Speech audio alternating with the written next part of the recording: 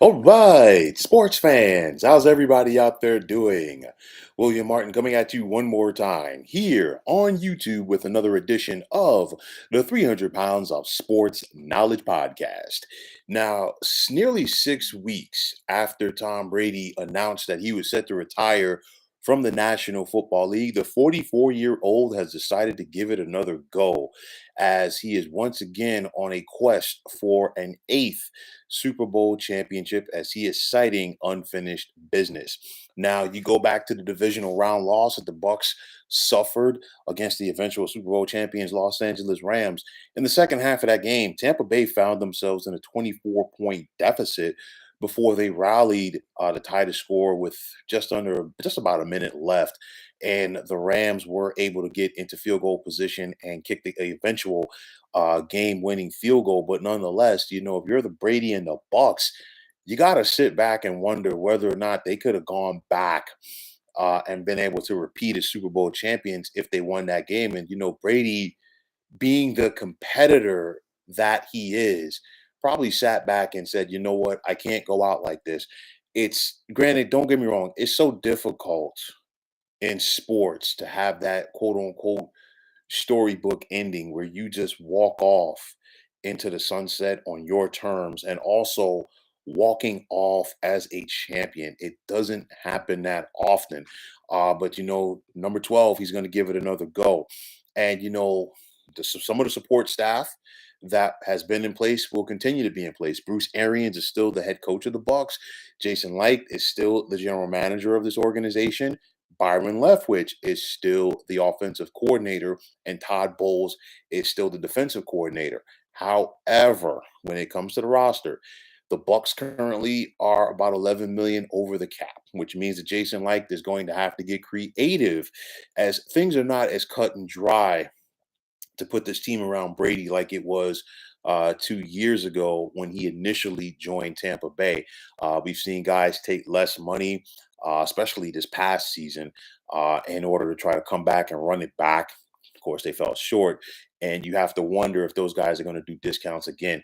For Brady, he's probably going to go back to his days in New England, simply taking less money in order to, get guys on this team that are going to give him the best opportunity to try to go back there and win another Super Bowl. But I mean, it's going to be tough. Tight end Rob Gronkowski, he's still undecided for the upcoming season, and currently the only tight end that the Bucks have on their roster is Cameron Brate. OJ Howard is probably going to be gone. Center Ryan Jensen is a free agent. Cornerback Carlton Davis is a free agent. Running back Leonard Fournette is a free agent. And the thing with Fournette, he took less money the last 2 years. And it's a situation, with the running back in the NFL, you have a very short shelf life. So the bottom line is at some point, Leonard Fournette definitely wants to get paid. And honestly, at the end of the day, you can't blame him. He was vital to the Bucs' success in regards to them winning the Super Bowl a couple of years ago. On top of that, let's not forget Leonard Fournette was a first round pick once upon a time of the Jacksonville Jaguars. Very talented ball carrier, very talented coming out of the backfield as a receiver as well. So it's going to be interesting to see what happens with that dynamic. On the defensive side, and Ndamukong Suh and Jason Pierre-Paul are both free agents as well. Now, granted, these guys are two key cogs on that defensive line 2 years ago when Tampa Bay won it all. But nonetheless, veteran players, will they want to come back or will they want to test the free agent market? We're going to have to wait and see. And of course, guys are going to have to get creative as far as restructuring their deals. The Bucks have already franchised wide receiver Chris Godwin as he's coming back from an injury, and hopefully for their sake, they can work out a long-term deal for him in order to be able to have more cap space. We're going to see how Jason Light gets creative in the coming weeks in order to try to piece this thing together along with free agency as well as the NFL draft. Now, if you're Brady, and aside from, the competitive aspect that he has fueling him, you're looking at this and saying, hey, you know what? This is a very winnable division, which the NFC South is, because the second best quarterback in this division is an aging Matt Ryan. And the Atlanta Falcons are a team in limbo. You look at the Carolina Panthers, they're trying to figure it out with Matt Rule. They still don't have a quarterback, so to speak. The New Orleans Saints. I know that the Saints have been a thorn in the side of the Bucs since Tom Brady joined the team. But nonetheless, in regards to the Saints, it's a situation where they have a new head coach, and they also have to get things figured out at the quarterback position. So this division is extremely winnable for Tampa Bay next year. And on top of that, the NFC as a whole is not that difficult in comparison with the AFC as far as getting to the Super Bowl. You look at the NFC, and of course, the return of Brady immediately puts the Bucs right back in Super Bowl contention. You still have to worry about the Rams. They are the defending champs. And you know what? They are once again going to be very formidable. The San Francisco 49ers, what are they going to do with their quarterback position? Are they going to ride with Jimmy G? Are they going to give Trey Lance a chance? Are they going to go for another veteran quarterback? We'll have to wait and see. But the other pieces are obviously in place for the 49ers to make a run. The Green Bay Packers, we just saw Aaron Rodgers come back to the pack along with Devontae Adams. So the Pack are going to be right in it. And then if you want to throw the Dallas Cowboys into the mix, you can say that just for the fact that they are going to cakewalk to another NFC East title.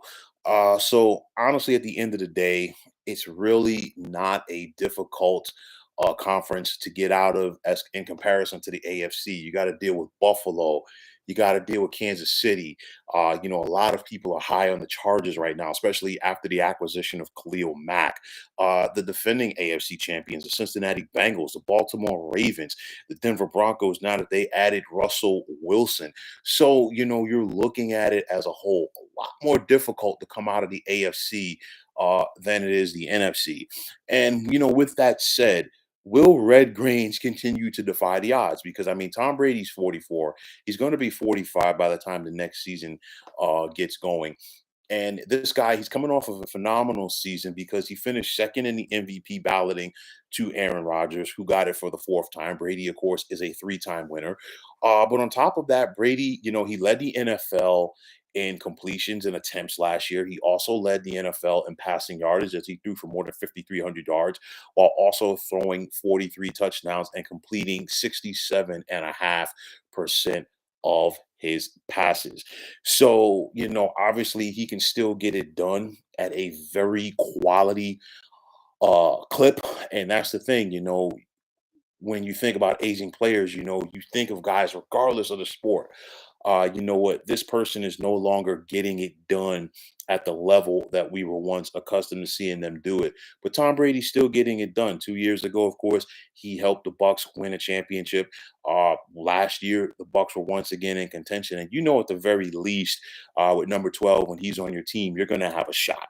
So I think Jason Light is going to get creative in regards to restructuring and reworking deals.